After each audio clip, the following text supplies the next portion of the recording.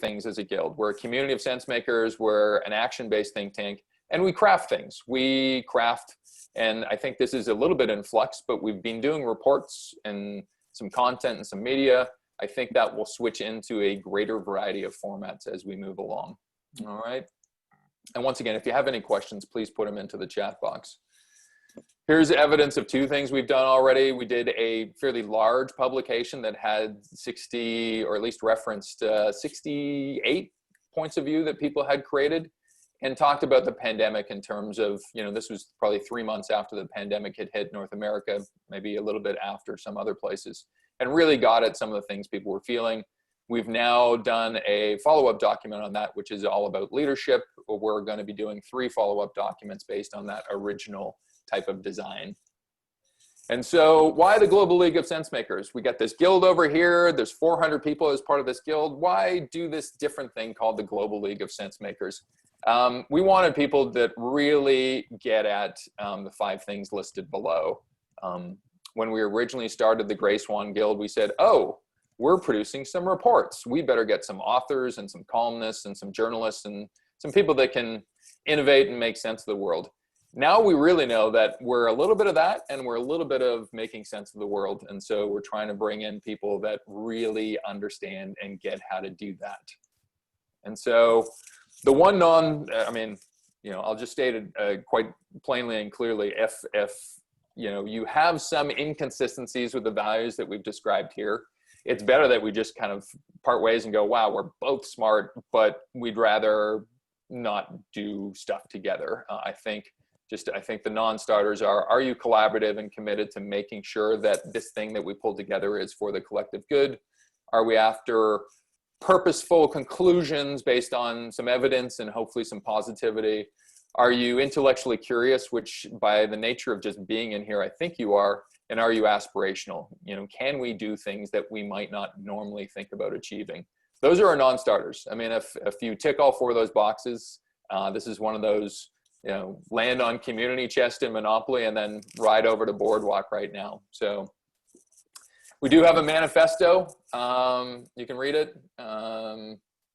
We love invoking the word Shackleton. It just seems great to use as a noun. And I will be providing this presentation to everybody afterward. So what do we do? So if you know a little bit about us now, what do we do? And we've got 2 different levels of it. What does the guild do and what does the league do? Essentially the guild, and we're working on something called Wave 2 right now, which is essentially the next 106 days, we're gonna be doing a lot of different things around publishing reports, getting out media, doing some research, sense-making intelligence, hopefully having a great member experience, conducting some events and briefings. And I characterized, or at least put in red, looking at some sponsorable things down the road. We're having some discussions at a board level about that, and looking at potential solutions that we may get out that may help either not-for-profits or other people. So I'll leave that for a moment. In terms of the stuff we do, there's a lot of different things we can do. It was funny, Dave, my chief sense maker in crime, had mentioned, well, we really should group some of these things up. And so I won't go through all of these because we document at the end of this presentation 8 ways to get involved right away. But there's really some core work around intelligence, research, sense making. We want this to be an innovative circle of people, so hopefully we're doing groundbreaking new stuff. We're performing, we've got events and stuff that, we want to bring in a broader group of people into our discussions.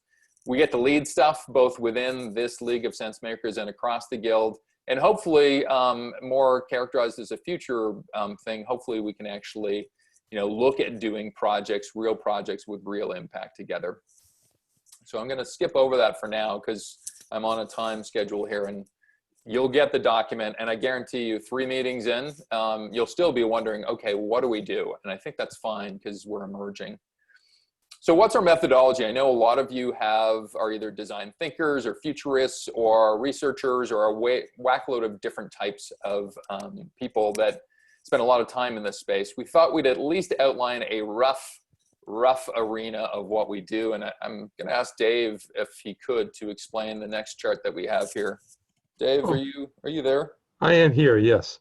Gosh, so there's some academic work that's been done to try and figure out how to try and describe the sense-making process in the domains of sense-making.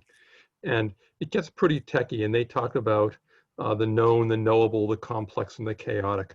But we realized that it mapped to some work that we'd done earlier. Actually, Andrea Cates and I had put this together many moons ago for an insurance company. And we said to the insurance company, you guys work on the fixable, right? The car breaks or gets in an accident and you'll fix it. And you do a little bit of the manageable. Here, you should eat healthy. Let me advise you on eating healthy, and then you won't get sick. And that's actually the manageable. But we realized there's much bigger spheres. There is the unmanageable. It's like, oh my God, how do I deal with this, right? And even worse than the unmanageable is what actually someone that Andrea had interviewed referred to as the unimaginable. You know, what do you worry about? I worry about the unimaginable. Well, for many of us, the pandemic falls so squarely into that category. So we're just trying to sort of move these things from one category to the next to make the unimaginable merely unmanageable, make the unmanageable manageable, and make the manageable sort of fixable or done. So this is our somewhat easier to interpret rendering of an academic perspective on sense making. And I'll leave it there. And again, we can talk about this if anybody wants to, either offline or later. We got really good though on all the people's names that are part of this sphere, though, didn't we, Dave? Like the Snowdens and the, you know, the Derwins, and so at least we can play the game now a little bit. So exactly, with a lot of help from Sharon, actually. But. Exactly, and I will kind of call out the people that are involved in what we're doing here as well in a minute. You know, here are some of the inputs and outputs. I think everybody has their own version of this, but I think they're on the bottom level. There's just like, what are we actually just surfacing? Like, what is the raw data? What are our raw observations telling us? There's some level of analysis and synthesis. There's some level of communicating and valuing that. There's some level of comprehending and hopefully applying it to something. And in different scenarios, I could see ourselves extrapolating out what we learn and looking into a very different future. So once again, I'll be sharing this with everybody. Who's involved in this venture? So this is the fourth or fifth questions I thought we should probably talk about. Oh, you know, so the Gray Swan Guild, about 450 people now. We have a board that's 17 people, and we've committed to grow that by some, hopefully being kind of global in nature and diverse in nature. We have capacity for 30 people there. We have Wave 2 leadership, and we have capacity for 5 leaders there. And we have these 7 different constituent groups that really help what the Guild does on a day-to-day basis. They've been outlined here. We're the research, sense-making, and intelligence group that are pulling together this League of Sensemakers. There's also this group that hopefully will surround us and gets larger and larger, the group of engaged people that read and chew on our stuff and visit our events, and the people that actually just traffic in our stuff and we may never hear from, but certainly they're using our documents for their personal and professional reasons. And so the 6 people that are part of the research, sense-making, intelligence team, and a couple of people here have just joined. There's Sylvia out of California by way of France and other places, I believe. Sylvia, thank you for being part of this. There's Kim by way of Canada, but now she's in Sweden. Dave, who you've just heard from in California. Vicky, who is out in Victoria, and in the midst of this project, Sharon, who was in Calgary, decided to move to Victoria as well. So I don't think those 2 things are linked, but it's a strange coincidence. And then there's myself, who's based out of Toronto. So those are the 6 people. We recognize that we want to do a lot of different things. We have room to grow. Certainly put your name in the chat box if you are at all interested in being part of architecting what we're going to be doing for the future and kind of doing it on more of a planning basis. Just throw your name in the chat window. We'd love to talk to you. And I know we've had some discussions with some other people that are considering joining our group as well. So thank you, all 6 of you. So one really interesting thing is when you jump on LinkedIn and try to find people in far-flung places around the world, there are certain search terms that come up that we're really curious and interested with when we run across them. And so these are some of those from A to Z. So I'm guessing if you're here today, you may fall into one or a number of these different camps. And we've actually did some research with you. We polled you and said, hey, what are you really interested in? This is what percolated up to the top. I think we gave you about 18 different subjects that you could be interested in. I'll have you have a look. I don't know if I'm shaping anything around these outside of the fact that we have a pretty diverse group of people with a lot of different interests. And so Yeah, I'm not particularly surprised, but I do like the fact there's some hard edge stuff, but there's also some humanity-based stuff as well. If I look at things, you know, number 4 through 8, you know, they tend to deal with the human condition and trying to understand, you know, either how we get people together or how we impact them. And then as well, we also looked at, okay, well, we're doing a whole bunch of stuff here in sense making. What would you be most interested in? And once again, we had a large range of things that people were interested in. I'll let you guys read as well. The first 3 were very much, let's do some interesting work and exercise some muscles. 4 and 5 were around, well, let's get out of our own selves and actually kind of promote what we're doing and be part of kind of communicating out to the world. And then there was some other stuff below, but seriously, we had about 18 different things and about 4 or 5 people write in things that they do that we hadn't even considered being part of this group. So, so some very interesting stuff there as well. So what's next for us? And I've got about 3 more minutes to go through this. So let's see if I can grab it. So our Wave 2 leaders have, in their wisdom, sent us out and said, look, can research sense-making intelligence support our theme of catching our collective breath? And I think what's on the table is over the next, call it 3 to 4 months, we want to produce 8 to 16 reports. We want to get 300 POVs, which are substantive, long-form POVs around certain things. We also want to get some multimedia in on that. This group itself will conduct 3 weather vane polls. We'll probably end up doing 6 to 7 events and a range of webcasts, podcasts, and other different types of content. Here are some of the events that are on the table. I know we've scheduled 2 of them, one on October 8th, and I am looking for 3 proponents on either side of a pandemic-based debate. So if you feel particularly combative or you have an argument that you think you can wrangle, please join us. And then Dave, do you want to talk a little bit about what you've got planned for October 13th? Yeah, sure. This would hopefully be the first of several what we're calling spanning conversations. Obviously, in a world that's ever more polarized, we're trying to create bridges. And we thought the first one to do that might be interesting is to get a panel together of 5 people from different generations, from, you know, Gen Zers all the way to the so-called greatest generation, to some of the older folks, and just have a panel discussion about different aspects of the pandemic and what it means to them, what the perspectives are from all across the span. And we think we can imagine, if that goes well, doing it spanning many other things, whether it's geographies or ways of thinking or types of occupations. So anyhow, we want to start a whole series of spanning conversations, the first of which hopefully will be generational. We've got a few other events that are quite exciting. We haven't really framed a date or, in some respects, a concept around them because we haven't surfaced, certainly in research briefings, we haven't surfaced the research yet. I would call out some of the things that Dave is hosting every month. We have what's called sense-making salons, where it's kind of, we don't really have a need to produce anything out of those. It's more exercising our sense-making genes, right, Dave? Yes, it's just an opportunity for this group of very interesting people to literally commune, to just kind of hang out in relatively small groups and talk with each other about their perspectives. And I find them extremely intellectually stimulating and meeting a deep emotional need, especially at times like this. Very cool. We do have a panel survey that's out right now, and I've already seen some of you. I think mainly the contributions have come in through the Sensemakers, and really, I love it when I read every one of these responses and every one of them is read, because what I find within the Guild, and certainly it seems like the Sensemakers as well, we really get passionate about the question. So as much as I told Rob, hey, could you test out this survey? And I thought it was 10 minutes. Rob said it was like half an hour because he's just kind of lives and embodies the values of the Guild, I suppose. And then we have a couple of just let's try to knock it out of the ballpark ideas that we'd like to get across. We haven't identified one yet. My hope is part of the reason we're having this today is maybe we'll identify one. But Dave, do you want to top line this young person's view? It's our working title, I guess, but I may have missed an email in terms of our solid title. But do you want to talk about this? Sure. This is an idea that's really in the early stages, but the short version is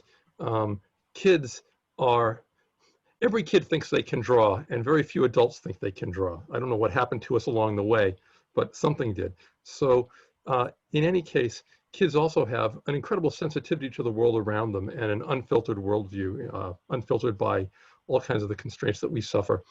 So we thought it might be really interesting to ask large numbers of kids to draw pictures of what the pandemic means to them. And they can interpret that any way they want. And if we can collect those pictures, publish them, meaning put them on the web for anyone to see so these kids can get published, and then look at them and use them as inputs for sense making, as pictures to accompany POVs, just for a wide variety of purposes. I don't know how many of you guys have sort of actually looked at kids' drawings lately, but they're rich and amazing. So I'll stop it there. There's lots of logistic questions that we need to iron out, and we're looking for help doing that. Wonderful. I'm excited about it. I think we're talking about this at our board today, just to try to socialize it and get people behind it.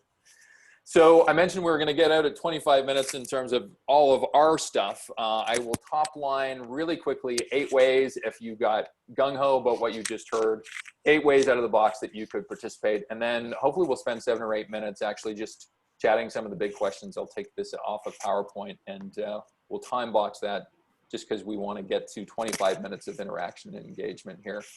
So 8 ways to participate. We are producing anywhere from 8 to 16 documents.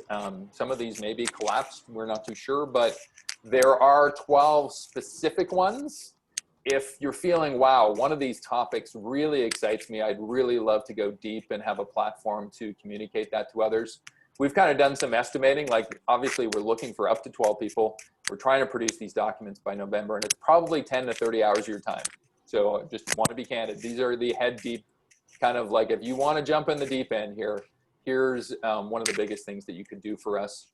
The other thing is we're producing these polls and surveys and some primary research. I'm looking personally for up to 3 people. We're going to stagger these throughout October and January in terms of both fielding them and interpreting them and then producing something. It's probably 10 to 15 hours of somebody's time if they decide to step up and do that. So those are the head deep commitments. The chest deep ones, we got a number of events. I think we've portrayed 6 or 7 different events that are happening over the next 3 to 4 months. We're looking for up to 10 people. They're happening over the next 4 months. And it's probably, if you're a host of these events, it's probably 5 hours. And if you're a panelist to do some prep work and just get involved, it's about 2.5. As mentioned, there's 6 of us now. We'd love our little tribe to grow to be about 12 people to hopefully strategize and plan and resource some of this work. It's probably 6 hours per month. We're looking for 6 people, and we'll meet probably once, twice a month. Going waist deep, a little bit lower. Can't have that level of time commitment. We do, and I'm not too sure if Daniel's on the call today, but we are intaking our wave 2 points of view. And so these are 500,000 or 1,500 word POVs. You'll also have the option to contribute some multimedia. And it's something that is either around the pandemic, surrounding the pandemic, predating the pandemic, that now is more evidence now that we want you to surface in different categories. So we'll surface that link post this discussion. And then as mentioned, we already have our research survey that's out. Some really deep, I've valued some of the feedback I've got already from people in terms of the ones that have gone deep, but some really deep exploration of problems associated with the pandemic. And then finally, if you just want to go surface layer, just came in for a drive-by, not really wanting to stay for too long, join us, contribute, engage on social, 1 to 2 hours a month, just LinkedIn, Facebook, Twitter, Medium. You can find us in all the different places. And then attend our events. We'll likely end up doing 3 events that are more member focused every month. The salon conversations that Dave mentioned, a League of Sensemakers, kind of more organizational discussion, which I guess this one is. And we have a guild-wide General Assemblies. I think we're rebranding the term General Assembly to be something else, but once a month or more people will meet there.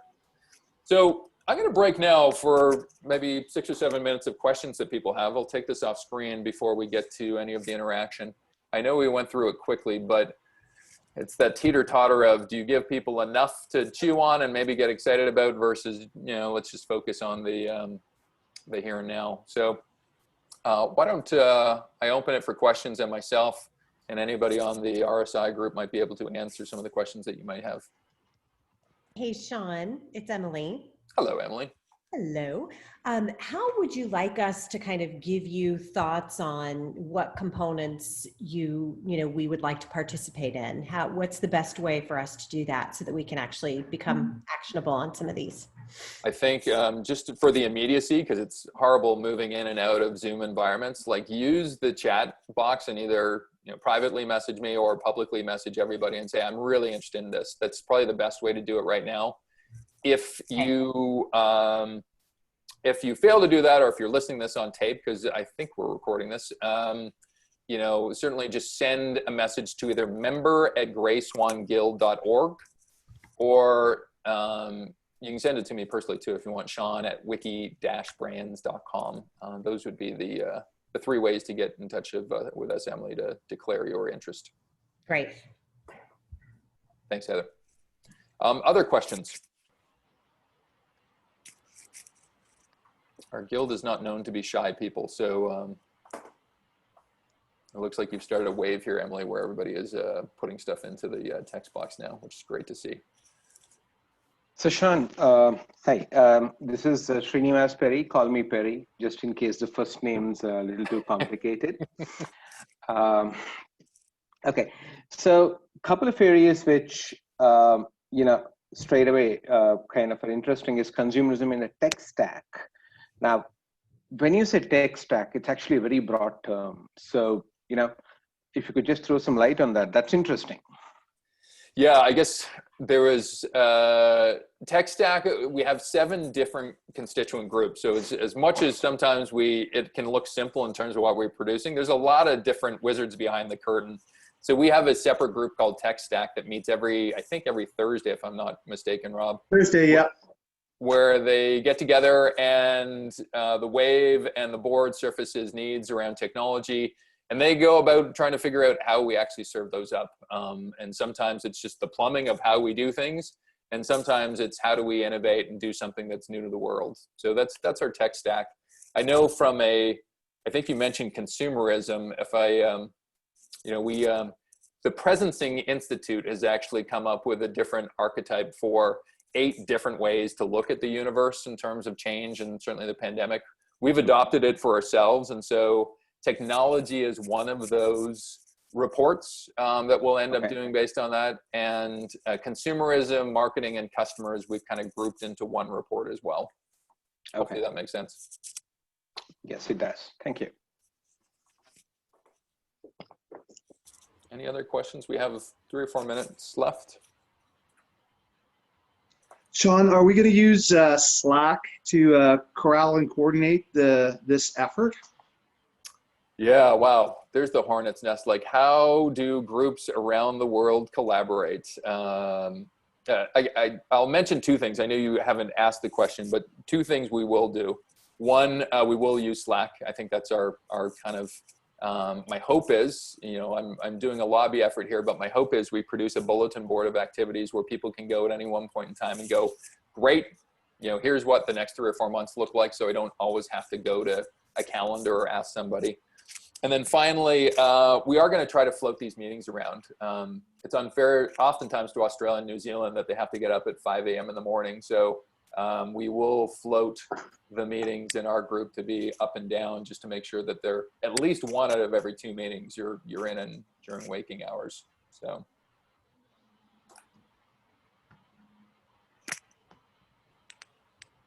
Other questions, guys? Sean, this is Gianluca. Hey, Gianluca. Can you hear me all right? I can. Great, okay. So do we have any specific ideas of what we're going to be doing with these, the 12 potential reports that we'll be working on? Yeah, I mean, and needs may emerge over time, but I know the strategy as we've got planned is to phase, first of all, from a timing standpoint, to phase those reports out November through January. They may slip into February as well, so they won't all be on one day where we get these reports out. 2, we have been uploading them to our website and putting them behind kind of a bit of a firewall just to make sure that it's free, but we just want to be able to get people's information coming back to us. 3, I know people, individuals that are part of our guild are free to use them. Like we're creating Creative Commons and all of it. So if you land across insights or things that you can use for your personal and professional life, use them at will. Just the only thing we ask is if the guild gets credited back with what we've done. And I'm not too sure if I can answer a more specific question around what we'll do with the reports. I think that's enough for now. Yeah, thanks. Yeah, I mean, I think we've gone back and forth. You know, do you put it behind a firewall or just open it up free to the world? We've tried it out behind a firewall this time. We'll see what we do come November. Okay, cool. Thanks, Jenny, and thanks for joining as well. Thank you. I love. Where are you from, Gianluca? I'm Brazilian. Okay. I love, like, you know, it's funny in our guild, just because I was Canadian and I helped start it, and I guess I got a lot of people involved, we got this rule now: no more damn Canadians. And so we're friendly people. There's just too much of us, right? So I'm so glad we got people from Cyprus, and we've got people from, I'm thinking about some of the smaller countries that have come in. So it's a really cool collective that we're building here. Germany, thank you, Sebastian. So we've got maybe time for one more question. Any questions? Yes, Sean, this is Virginie. Hi, Virginie. Where are you coming in from today? I'm in from New York, Manhattan. Wonderful. Originally from France, but been here a few years. So I have a question for you around the higher purpose of this. There's tons, you know, whether it's because of COVID or there's tons of communities of people being brought together because there's a sense of urgency. There's a sense of, you know, whatever the truth that we considered, our reality no longer applies, and we want to shake the entire system, whether it's regenerative practices, the way we do business, you know, whatever you're coming from. Yeah. People start to put hours in building relationships. So I'm curious to know, what is the true motivation? Is it about empowering individuals to meet other people? Is it about expressing, finding solutions? What is really the true desire of you and the original team to ask people for their time? Yeah, it's a great question. And I'm going to try to half answer it, because I think part of it, I mean, my only caveat is I am one voice of 400 here. And so this is going to be a little bit of my interpretation. We've set some kind of parameters, Virginie, in terms of what we want to do. But essentially, this all got started at the start of the pandemic. And so the very seed of what we've done here is, the world is a crazy place. People are struggling with that. I mean, we're talking to a group of 30 people today that are probably pretty good at understanding the forest and seeing the trees. There's a group of people out there that just need some guidance and some leadership and some thought. And so it was really, you know, it sounds noble. It really isn't. Like, we were just feeling, what can we do in the midst of this horrible life interruption here? And so it started that way. I think what we've learned over time is, you know, a couple things. And I was going to use, I think I have a slide that has your own words. Like, everybody said, why am I joining the Sensemaker group? And I bucketed them into 4 different things. And if I can remember the buckets, one was, this is an amazing talent network. You know, I've done a number of these types of communities, and it's amazing what connections happen, even though the guild might not even know about them. So already within our guild, people are working together. So it's great when we get smart people together and they start doing stuff. 2, doing this as a group. I always find people that come out and it's like 2 people authored a paper. You know, it's really people's opinion, as opposed to when you do it as a group, I think you come out with better answers. I think as a global group, we'll come out with fuller answers. And, you know, we're in a search for truth here, right? There's a lot of different truths that are out there. We don't have an agenda. We're trying to get to a truth. And I think from a, you know, if I look at it from a professional standpoint, what people have said, there's probably 2 things here. One, I really want to practice something that I do in my everyday job, and I want to do it with a larger platform of people with a greater voice. Or I want to do something that I'm not used to doing in my regular day job and actually practice that and learn and kind of benefit from the people around us. And then finally, just from a commercial agenda standpoint, I mean, we really are trying to figure out, you know, this is really, our business model is not yet concrete in terms of what we want to do with all the stuff that we produce, candidly. And so the board's meeting tonight. Part of that is discussing what our future is going to be here. But to recap, it was really a lot of kind of dissonance going on. How can we make sense of it as a group? How can we bring smart people together, and how can we benefit them personally and professionally before we put a business model or motive in mind? Sorry, that was a long-winded way to answer it, Virginie, but hopefully I answered it adequately. Great. I'm going to switch over just because we've got about 20 to 25 minutes left. And I know one of the pieces of feedback that we always get from our sessions is, look, we like being updated, but we can't have all of this be about updates. It should be about, you know, what we can do together and how we can learn from each other and introduce ourselves to each other. So I'm going to go back into here just briefly. First of all, I'll touch on it quickly because we can, and sorry, Virginie, maybe I should have panned to this slide in terms of people's own words, in terms of why they joined the Sensemakers. You know, they wanted to push boundaries, purpose, experience, having a bigger network as opposed to just by themselves, and to collaborate and hopefully produce some outputs together. So we bought into those. Anybody take me up on my homework? Anybody have one or two words that they've come up with that is around pandemic lexicon? Rob? Extrapolate. Explain it, please.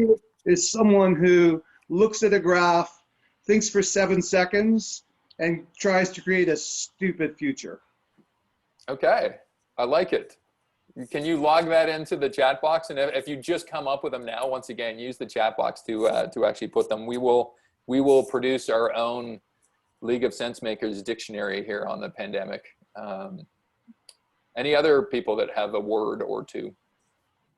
Yes, I've got one as well. Share, please. We've been chatting with friends, and hi everybody, I'm Sevan from London. So the word was commonism, not communism, but commonism, for the commons and unison, and that desire that emerged in some communities to help each other, to help your neighbors. Wonderful. And this is a new to the world word, or has it existed someplace and nobody uses it? Which... Yeah, no idea. I don't think it exists because of, look, my computer tries to correct me all the time, but I will resist. That's a great, I love it. I love it. And thank you. I did read your POV from our first round survey, and it was very eloquent and very intelligent POV. Oh, thank you. I'm going to proceed to our last activity. We're going to break out for 20 to 25 minutes or whatever we've got left in the hour. Invariably, the first 5 minutes, it's like introduce yourself to your neighbor, figure out where they're from and what makes them tick, and hopefully get into the exercise. But please, if you do have other terms that you run across in the next 20 minutes, put them into the chat, or like I said, please email us. Let's see if we can get into play mode here. So we're going to break up into groups. There's about 25 of us. So what do you think, Andrea? Groups of 6 groups of 4? Yeah, I've got 6 groups set up. Awesome. Fun. Somehow I figured we might be into 6. I'll skip over that. We're calling this Sense-Making Garage. So some of the best startups have come out of garages. Why not great sense-making too, right? So if you are in group 1 and 4, and I don't think we'll know where you are until then, so you'll have to take up all 3 of these. Introduce each other, obviously, but you're going to get, you know, let's say 10 to 15 minutes to look at the League of Sensemakers. What is the elevator conversation or definition of what we do that will be descriptive but also excite others? Because we're 75 people in this group now. We feel probably, you know, soon we'll be up to 150, and then maybe look at capping what we do. But how do we excite other people? How do we excite people that run across us in terms of what we're doing? So it is the elevator conversation for groups 1 and 4.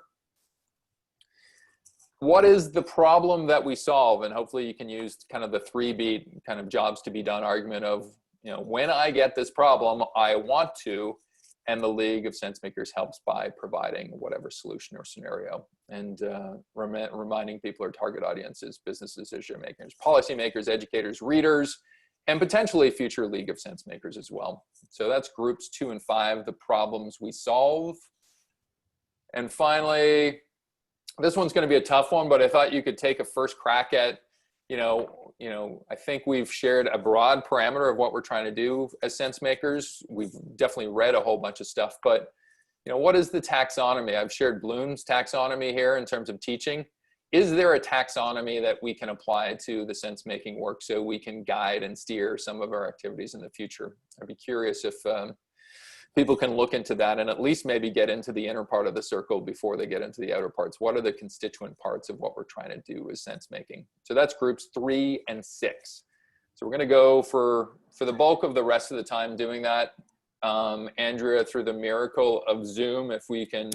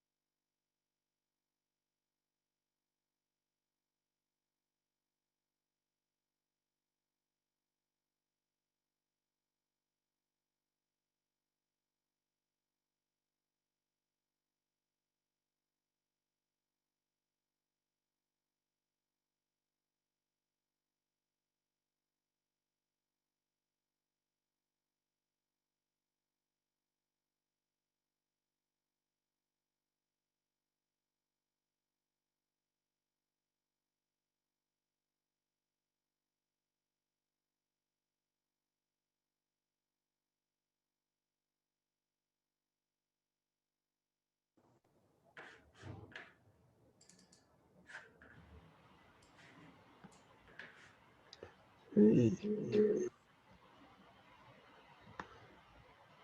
folks. More folks will keep trickling in, I'm sure. Oh yeah, we'll just all start sneaking in. All right. Hey, Dave. Thank you, Dave. Hey, guys. Hey. Hey. Hey, everybody. Ding, ding, ding. Sylvie, good to see you again. Good to see you. So once again, because they always happen too short, these things where we start to get to know each other, at least for my group, my hope is similar to my last breakout group. I'm going to suggest to my group that we, if we find some time post this group, maybe to go deeper on our discussion, that'd be great. So I'm going to make that small little thing. We're going to do a quick debrief, but I did want to just cover off two things. If you know of people that are interesting, we have a forum here. You've probably ventured into the forum. Please bring them in if you find that what we're talking about is interesting for them. We do have a survey that's coming out this month that's already live called Weather Vane Panel. And of course, you can get in touch. I think Virginia asked the question. We definitely do this at the end because we've lost the handshake forever. So our Spock salute holds. Before we actually go, I know people have to leave because they're governed by their Google calendars. Can we have a quick debrief on some of the groups and what they did? Sure, I'll jump in quick. I was in a wonderful group, Group 4, and we were one of the folks tasked with generating an elevator pitch. And it's not quite refined enough yet, but what we have so far is sense making is a prerequisite not only to action, but also to inner peace. Times of uncertainty, turmoil, and disruption lead people to extreme views. Sense making can provide guidance and comfort at a broad scale. Sounds pretty good. I know my group had elevator conversation. Anybody want to jump into the void and try to top Dave's answer here? Sure. We were number one, also looking for a definition. And actually, we didn't bring a definition because we wanted to stay in this liminal space, as Lena was suggesting, in a space of ambiguity and uncertainty, because as soon as you start categorize things, then you're basically ending the discussion. And actually, if you do improv and you bring improv into an organization, the first philosophy concept of improv is to do yes and. So you continue the conversation, but if you end the conversation with an answer, that's it. Another interesting point brought by Sylvia was around this therapist paradox, which is around if the guilt as an organization is linked to the crisis, what happened to the organization once the crisis is over, whether it's being back to normal or whatever it is. So that was, I think, an interesting point. Wonderful, thanks, Virginie. And then the second wave of groups had taxonomy, I think, on their ledger. Anybody want to tackle that one? Hey, Sean and folks, this is Heather Leeson. Very glad to talk about taxonomy. I think that it's too early to talk about taxonomy. That's one thing that people said. In addition, the taxonomy, the diagram that was given, is missing humanity. If you think about the future of crowdsourcing and how crowdsourcing has worked, it certainly has not taken that dynamic into it. And so it's very academic and it's missing that kind of human component. And so with that, I would suggest that, and so boldly, that, you know, given the background of some of the people who are here, that it's possible to think about a new way of thinking about what is sense making and humanity and how those are married together. With that, that's what the team said. And I actually did vote on that over. Wonderful. Thank you, Heather. I love people painting outside the lines. And then Samara? Yeah, so we were in group 5 and we were answering the question, are we asking the right questions? I know that somehow we got into that even though we had a different mandate, but basically what we came up with, we are asking the right question. We can ask the right questions by having rich conversations and asking rich questions. We can reframe the situation and ask the right questions. We also wanted, one of the views was how digital do we want to be? And that's one of the main questions. Do we continue to be in front of Zoom and have this low touch lifestyle, or we go, go out and interact and find ways of doing that. And then also, how do we answer, or how do we confront the uncertainty that's going on? That was it. Wow, wonderful. I know, I feel for groups 2 and 5 here, just because taxonomy is like a big thing, right? But we thought we'd throw it at you. And groups 3 and 6, I believe you had the job to be done. Yeah, we actually jumped in on taxonomy and talked about the purpose and the level of data, information, knowledge, and wisdom that's going to come from the sense making that we're doing, and who's going to be taking that content, and what is it that the level that they actually need it at most from us. So over packaging, under packaging, oversimplifying, undersimplifying, and spectrums in between. And we also went back in time as well. So rates of change, innovation, drivers, patterns, micro trends, fads, and all those things. So we were trying to, I guess, already put frameworks around data, content, etc.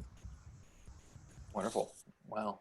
I mean, it sounds like we've started something here. So my hope is some of this continues. I may, in the message out, ask to see if people want to set up a small little task force, small little task force on some of this stuff as well.